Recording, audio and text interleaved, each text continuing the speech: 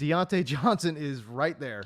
He's giving you double digits. He's disrespected across the industry. Diontae Johnson has been a top 10 receiver, and he missed a game this year, too. Look at the release. There's your separation. Great route. Stutter and go. Gets by clean. That is unbelievable. May be the greatest catch I've ever seen.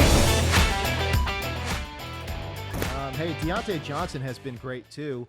And it's really interesting to me as well, because no matter how bad the Pittsburgh offense has been, Diontae Johnson is right there. He's giving you double digits. As a matter of fact, he's giving you double-digit PPR points every single damn game he's played this year. So Diontae Johnson is like this shining star in this. You talk about the wilderness. Oh, my God, the Pittsburgh Steelers offense is in the wilderness, man. So Diontae Johnson has been great. Yeah, he's been unbelievable, and I still feel like he's disrespected across the industry. He was wide receiver 2 on the week last week. You cannot get his price up in daily fantasy, no matter what site you play on. Obviously, I play a decent bit on Yahoo because that's where I work. They will not make him more than $25-$24, which is just like, wow.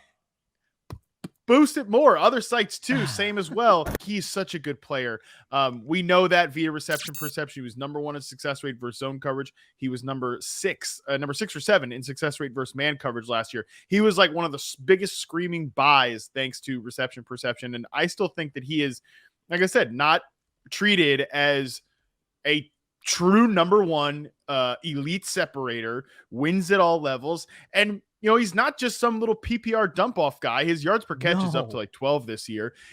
Across all fantasy formats in the full year, he ranks wide receiver 9 in half PPR, wide receiver 7 in full PPR, and wide receiver 9 in full on old school standard, baby. So like, no matter what the format, Diontae Johnson has been a top 10 receiver, and he missed a game this year too.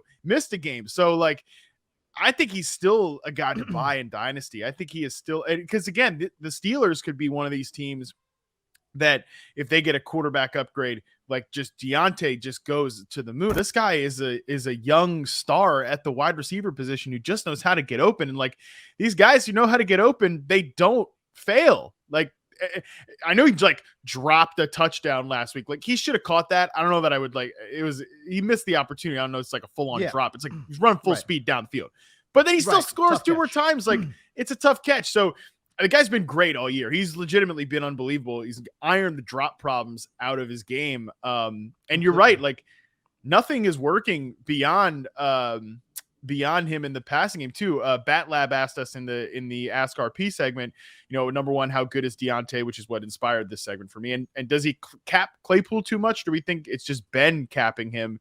I do kind of think Chase Claypool hasn't played all that well this year. I mean, he's in a tough role for his certain skill set, but like talk about missed opportunities. I think Claypool has definitely missed some opportunities this year, but in terms of who I think is better going forward, like give me Diontae Johnson, who's proven it again and again and again over Chase Claypool. I think part of the reason why his value just doesn't go up is because, again, the vibes around Pittsburgh are so bad. Yeah. You know what I mean? So everyone's like, I don't want a piece of that offense. And it's like, no, this is the one guy. Hey, listen, you can always find good players on bad offenses, and this is that guy. I mean, hell, Najee Harris, he's been great in fantasy too. You know what I mean? You talk about terrible O-line, negative game scripts, bad quarterback play. It don't matter. Najee Harris is getting that volume, man, and he's making it work. So, yeah, no, it is interesting to me. But yeah, man, this is it's interesting. Diontae Johnson he's always open, and they use him everywhere. They give him screen passes. They shoot him downfield. He's going over the middle. He's just about damn near as a complete wide receiver as you're going to see in the NFL. I think, too, the vibes around Johnson were so bad from last year because he just had a lot of drops in primetime games. We know that. He was, like, benched for a half against the Bills. That was, like, a huge talking point because everybody still didn't want to point the finger at Ben Roethlisberger. So it's like, ooh, what else can we blame? Well, they dropped the ball too much. Let's talk about that more. Diontae was low in, like, yards per target, stuff like that. But he's taken the next step this year. But reception perception, as you showed there, he has always shown that he could be that type of receiver. He can get open with ease. I just think he's going to be a great fit for his next quarterback. Now, William brought up in the chat, I thought this was a good point. JJ Zachariason did a really good study in the offseason that showed wide receivers generally drop off in production with the rookie quarterback. That is something to watch, like for a guy, all these guys that we're talking about, man, maybe they get this veteran upgrade.